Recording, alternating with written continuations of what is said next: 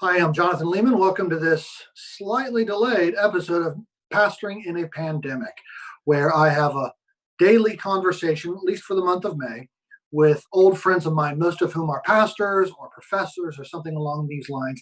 And today I have the joy of introducing you to, if you've not met him before, Michael Haykin. Michael is a professor of church history at Southern Baptist Theological Seminary. Michael, thank you so much for joining us. Can you hear Pleasure. me, Michael? Yeah, All right. pleasure. How many books have you written, brother? I don't know. At least 24. Yes, and counting. And counting, indeed. And something I like to always ask my guests when they come on is, and I have to admit to the listener that I just explained what walk-on music was before we got on the call. But, Michael, what would be your walk-on music? Well, it would be the theme of Master and Commander, Russell Crowe, that movie with Russell Crowe. It's a piece from Luigi Boccherini. I remember the movie. I can't think of the music. What does it sound like? How does it go? I'm as clueless as you. I know it when I hear it. I'm sorry. Come on, a hum a bar or two. I can't.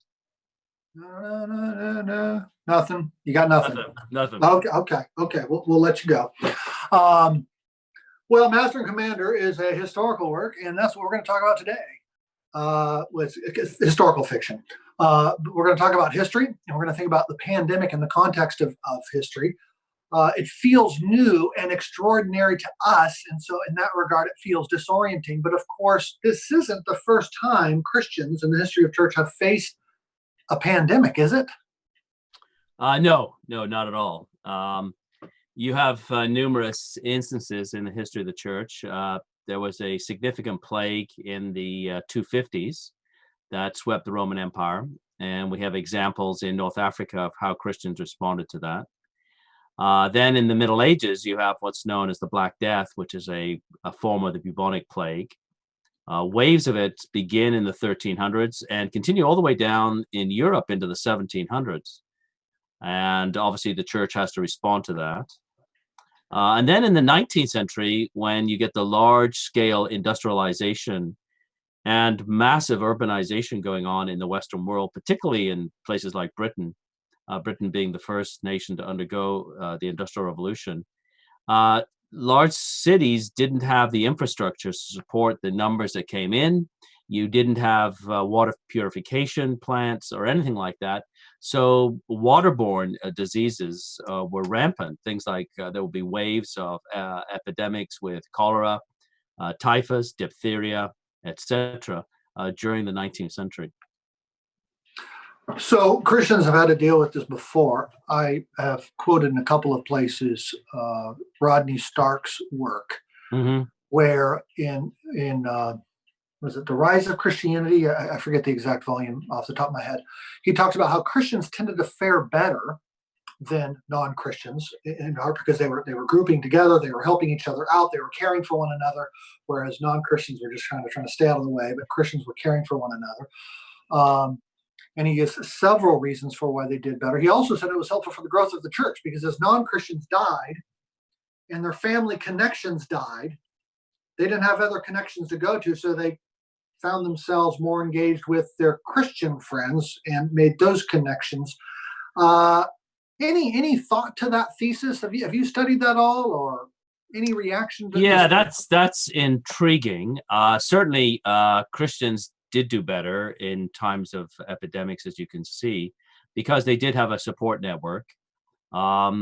During, for instance, the outbreak of some sort of plague, we have in the 250s in the Roman Empire, we have examples of people who had sick relatives just leaving them, abandoning them, and leaving the city. For instance, in the one data that we have is from Alexandria in Egypt, and Christians moving into that context and helping those who are sick or dying. And obviously that would make a deep impact. So much so that when Christianity was declared a tolerated religion in the 4th century, there is an attempt to go back to a pagan state with Julian the Apostate And in 361, he sends a letter to a variety of priests in what is now modern Turkey, and reminds them, he says, you really need to get your act together and take care of our sick and our poor. He said, the Christians not only take care of their own sick, but they're taking care of ours as well. He says, and you need to get this together. Otherwise, it's not surprising that the old religion, pagan religion, is being abandoned. So it made a deep impact, not only in the Christian community in terms of help, but also among pagans, some of whom presumably became Christians because of the love shown to them in these times of epidemic and pandemic. Now, it's sort of counterintuitive because you feel like pandemics come, your goal is to say it's separate from people. And that, of course, is the mantra of the moment, social distancing. I don't want to come near you because I'm going to get sick. But if Christians are coming in close, you would think they get more sick. Yes, I mean, obviously there are, and there are Christians who end up dying because of their contraction of the plague. Now, you're looking at a period up until the 19th century. There is no real understanding of how disease is spread. And so there's no concept of germs in the ancient world, for example. And so the sort of knowledge that we have today upon which social distancing is based was not available. But still, I think the model that we can follow here certainly is that as best as we can, we need to extend love and concern to those who are suffering, those who are neighbors, etc. You mentioned the Black Plague. Luther was responding to that, correct? Yeah, probably. As I say, waves of the Black Death, as it became known, or the bubonic plague, which was spread by fleas. So there was a bacillus in the stomach of fleas that tended to live on various rodents, particularly the black rat. These hit Europe. You'd have a wave, and then 50 years later, another wave. Probably the worst was in the Middle Ages. But Luther would have been responding to such, yeah. I have a quote from him in responding to it. This is from 1527. He says, "We must respect the word of Christ. I was sick and you did not visit me." According to this passage, we are bound to each other in such a way that no one may forsake the other in his distress, but is obliged to assist and help him as he himself would like to be helped. Now, as I understand it, Luther didn't make this a law for everybody, but it was his conviction at that time. What kind of instruction would you take from that? Well, I think that obviously underlies what I said earlier regarding Christians, our reaction in times like this. We have to do all that we can to help one another, bearing in mind, in our case, legal, what the authorities are telling us regarding social distancing, etc. Of course, we have a network of social care hospitals. They did have hospitals in the period of Luther, but the sort of network of social care that we have is quite different from what they had. In many respects, the care of the sick did devolve upon the church and upon families. In which case, we have quite a bit of a different social scenario than they do. That doesn't lessen our need to help one another as we can. Luther also has a statement where he talks about fumigating a home and taking precautions. So there is a balance here. Okay, if I understand you correctly, Michael, you're saying that, okay, in light of the lack of modern medical treatment that they would have had, they wouldn't have had hospitals, they wouldn't have had respirators, they wouldn't have emergency rooms and so forth, and they wouldn't have had various other forms of care that we give today. That's not an option. That's not a resource.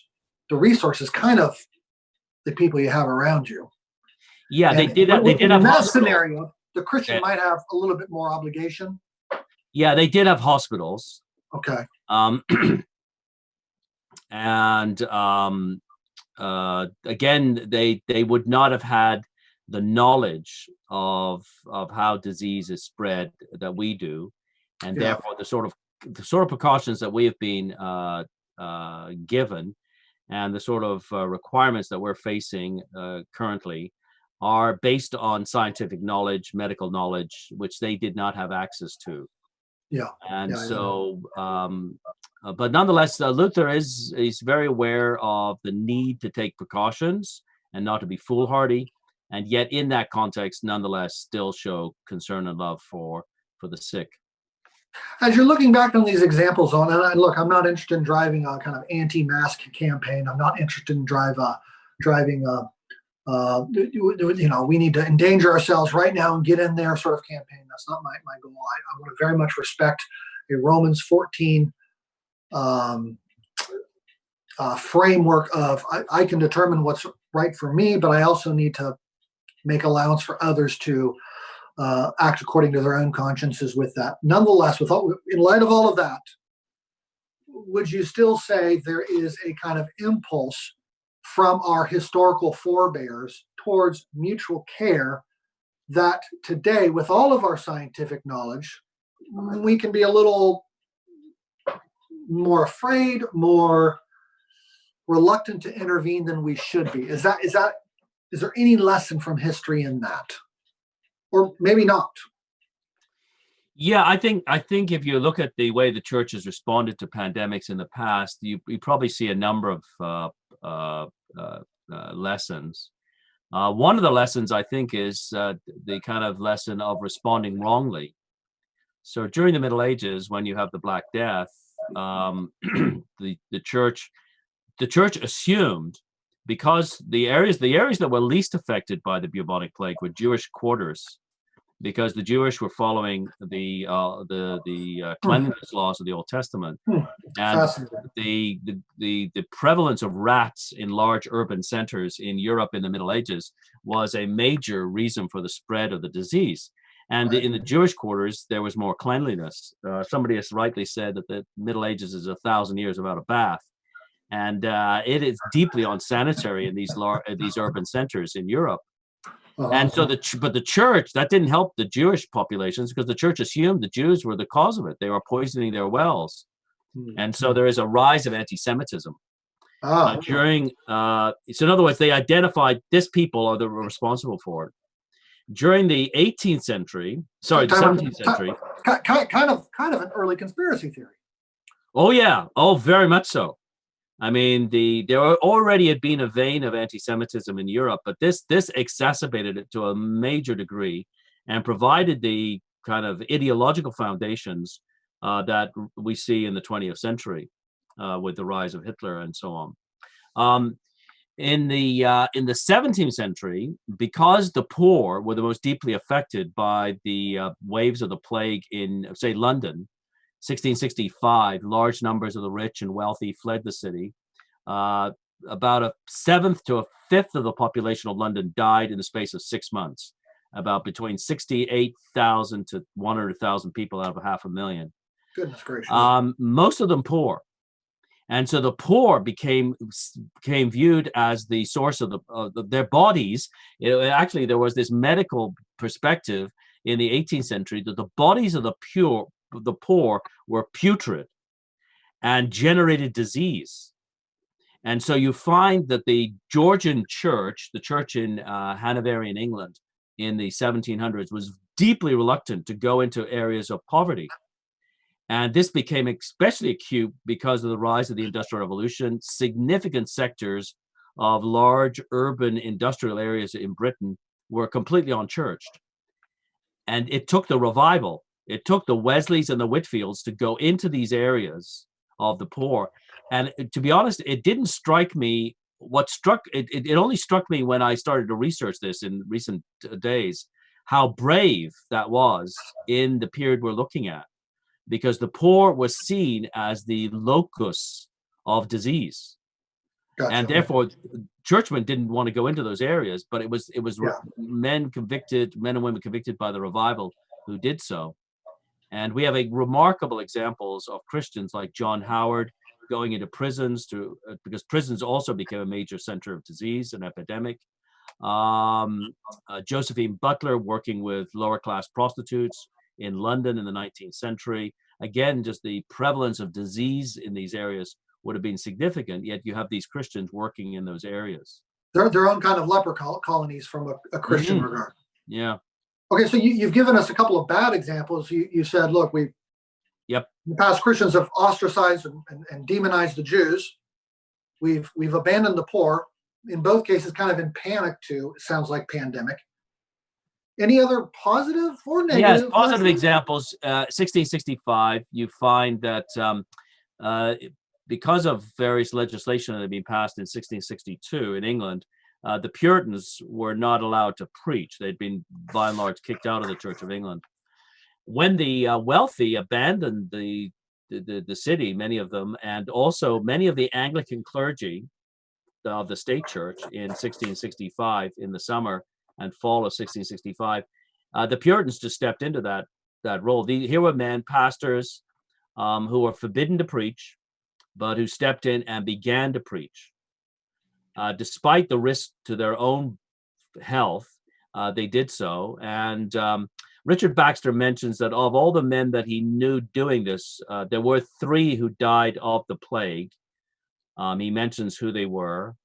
And he had mentioned about, probably upwards of about 9 or 10 men. And there presumably were others, but he only knew of 3 men who actually contracted the plague that was going around at the time. And so there you do have examples of men, and we have some of those sermons. Thomas Vincent, James Janaway, and his James Janaway's Heaven on Earth is just a tremendous example of the sort of messages that were preached during this period of time, particularly focusing on God as our friend and cultivating friendship of Christ in the midst of this sort of crisis. And obviously speaking about judgment, but James Janaway is particularly, his book is called Heaven on Earth, and dealing with the best tonic in the worst of times, as he described it, was acquaintance with God and friendship with God. Well, speaking of those kinds of positive responses, I have another quote here. This one from a young 20-year-old Charles Spurgeon in response to the cholera outbreak of 1854. And I confess, I always get nervous when I bring facts about history to from a historian like you. Like, well, actually, no, Johnny was 25. I don't know. Maybe you'll say that. But here's what I have Spurgeon saying in response to the cholera outbreak. If there ever be a time when the mind is sensitive, it is when death is abroad. I recollect when I first came to London how anxiously people listened to the gospel, for the cholera was raging terribly. There was little scoffing then. In other words, pandemics are times of heightened spiritual sensitivity. People are asking questions and even more ready to embrace the gospel. Do you see those kinds of responses? Okay, you've given us a couple of examples of ministers now preaching and examples from sermons. Is there that sort of responsiveness that history would testify to? Maybe not. Maybe there's no kind of record. Yes, there is. Again, there needs to be qualification here. After the plague outbreak in 1665 in London, there was a period of significant responsiveness, but then again, there was a hardening that came. And but in the 1850s, the one that the Spurgeon quote, that was exacerbated by what was technically known as the Great Stink.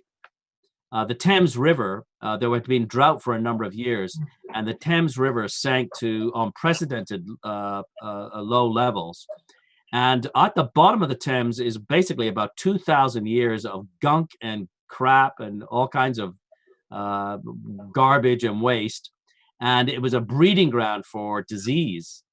And the cholera epidemic that you referenced there by Spurgeon just did devastate the city. But there was it was also a time of revival. The 1858, 1859 revival impacted the city right after this period of significant disease wreaking havoc in the city of London, and Spurgeon knew revival in that time. So there's a good example of God using a time like this to sharpen men's minds and men and women's minds, to quicken their thinking about eternity and the reality of death. You mentioned a hardening though too that followed. What can you unpack that? What was that? Yeah, it during. And how do we know? How do we know about hardening? Yeah. Well, because of persecution. Okay. The persecution of the Puritans continued, and in fact probably grew worse in the period following the plague. There was a plague, and then the plague ended fairly suddenly in London in 1665 because of the Great Fire of London that followed in 1666. And both of them should have been, I think, Thomas Vincent sees them as great warning signs to the city. But there were many in authority who refused, obviously, to heed what God was saying, I think, through that time, and stepped up their persecution of the Puritans. And so, again, it's as with many things, I think in history, there are examples of pandemics being used by God to further the growth of the church. In other cases, there is negative response on the larger part of society, and there's no surefire kind of rule, and that's I think that's the problem that I think scientifically minded people want. They want a surefire rule that this happens always, and it just doesn't happen that way. History is it's human beings, and the human beings don't organize their lives according to scientific rules. At least most of us don't. Okay, so at this point, Michael, if I ask you to take your historian's hat off and put on a pastor's hat, you're talking to Christians with all of that historical knowledge behind you, lessons good and lessons bad. And you're talking to Christians. What do you want for them in this COVID-19 moment? What would you hate? What opportunities would you hate to see missed?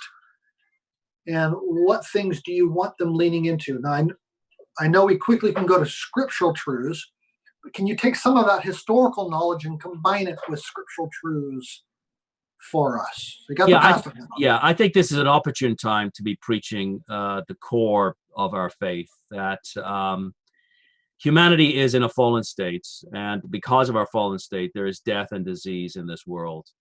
And but God hasn't left us in this condition. This is not simply a time of judgment, but God himself entered into time and space in the person of our Lord Jesus, suffered and died, rose again. There is an answer. God's love for humanity is demonstrated crystal clear in the incarnation and the death and resurrection of the Lord Jesus. God seeks to be our friend in this context. So I would hate to see Christians simply preaching about death and judgment. God is with us in this. He knows through our Lord Jesus Christ, the incarnation, what it means to suffer and to die. That's really remarkable. And so we need that twin message of the seriousness of life, but also God's the extension of God's love and offer of mercy in the Lord Jesus. So I think this is an opportune time to continue to do what we've always done, preach the gospel. But also there will be opportunities, I'm sure, that individuals, Christians have, of showing love and concern, and so on. Should we be praying for revival? Yes, I mean that's. I think we live in a critical turning point. Without getting embroiled here in political issues, as a Canadian evangelical, I'm very distressed by the way evangelicals are increasingly depicted in the North American media, and some of that, quite a bit of that, is political, and you can see that the larger media kind of depiction of Christianity is really setting us up in some ways. I'm not thinking here of a conspiracy theory, but setting us up for a hardened reaction to the gospel message and persecution. And we need to pray that God would use this as a time for revival. Especially the sort of thing we've seen recently in the media regarding Franklin Graham and Samaritan's Purse in New York City, and the kind of reaction to that. That is astonishing. That's disturbing, very disturbing. It really is. I couldn't agree more. Last question, brother. This has been so fascinating. I've let us go longer than I typically want to go, but this has truly been fascinating. But my last question, which is always my last question, a couple of years from now, let's say, Lord willing, we're out of this, mostly out of the woods. Again, with a big LW on that one. What do you hope to have learned about the Lord through this whole experience? I think his care for his people, his sustenance of his people, his walking with his people in the midst of all this. Mm-hmm. Are you talking personally, or are you talking generally of the church? Whichever. Yeah. I think all of us need to learn afresh the sovereignty of God, and the importance of eternal realities, as opposed to the sort of things that we've been caught up in, so many of us.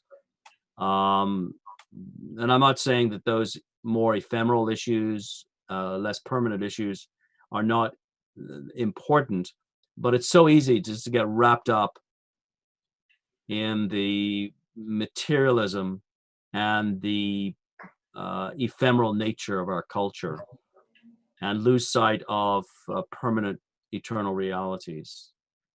And hopefully this will sharpen our grasp on eternal truths, and the fact that there is a world to come that has already broken into this realm that we call time and space. It's certainly a temptation for me to be distracted by the everyday things and not have my mind on the city to come. Amen. So thank you so much, brother, for your time. Thank you for your historical perspective. Thank you for taking all of your study and work and leveraging it for the sake and the good of the church. Really appreciate you. My pleasure. Thank you. Yeah.